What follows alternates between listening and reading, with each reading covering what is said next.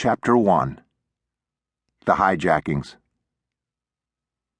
September of 1970 was a turning point in the Palestinians' fight. In a coordinated action that stunned the world, the PFLP staged a series of hijackings in which its guerrillas seized 3 planes.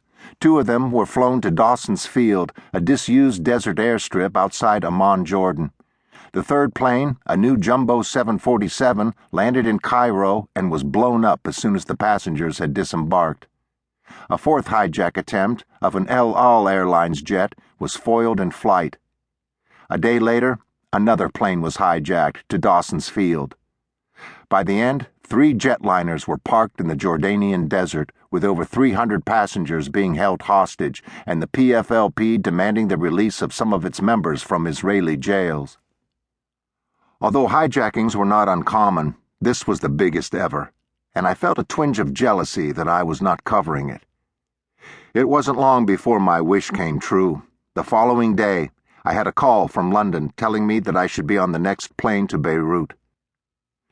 Jerry Loughran, the UPI bureau chief there, had gone to Amman to cover the story, and I was to go to Beirut to help out.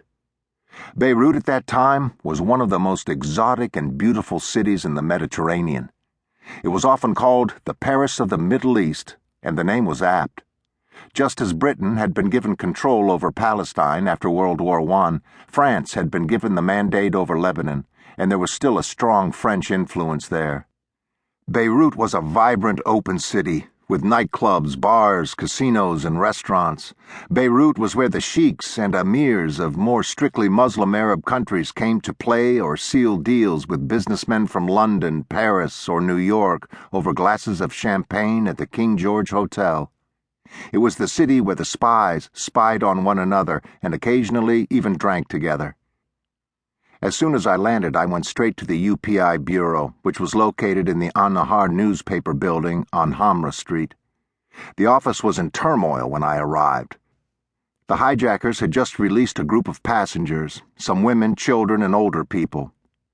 And Jerry Loughran was giving the details over the phone from Amman. I dropped my bag, sat down at a typewriter, and began writing a story from the notes Jerry was dictating. The other reporters must have guessed who I was because they kept passing me information. It was only after we got the story filed that we introduced ourselves. The man on the telephone with Jerry was Wadi Haddad, one of the reporters in Beirut. Edmund Hadj, a reporter from Cairo who had been sent to Beirut to help cover the story, had been listening to radio broadcasts in Arabic. For the next couple of days, I spent most of my waking hours at the Beirut UPI office writing stories on the information Jerry phoned in from Amman and from what Edmund and Wadi picked up from monitoring the Arab-language radio newscasts. Then, early one morning, before I'd even had my coffee, I had a call at the hotel, telling me that Jerry needed a rest and London wanted me to go to Amman to take his place. I had an hour to get to the airport. Amman, a whitewashed city in the middle of the desert, was a stark contrast to Beirut. If Beirut was wide open, Amman seemed like it was under siege.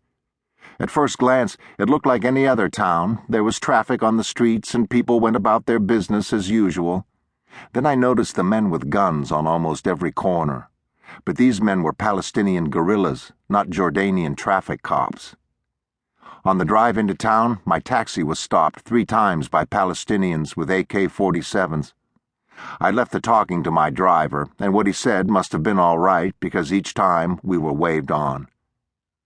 There was no UPI office in Amman, so I went straight to the Intercontinental Hotel, which was the headquarters for 100 journalists who were there to cover the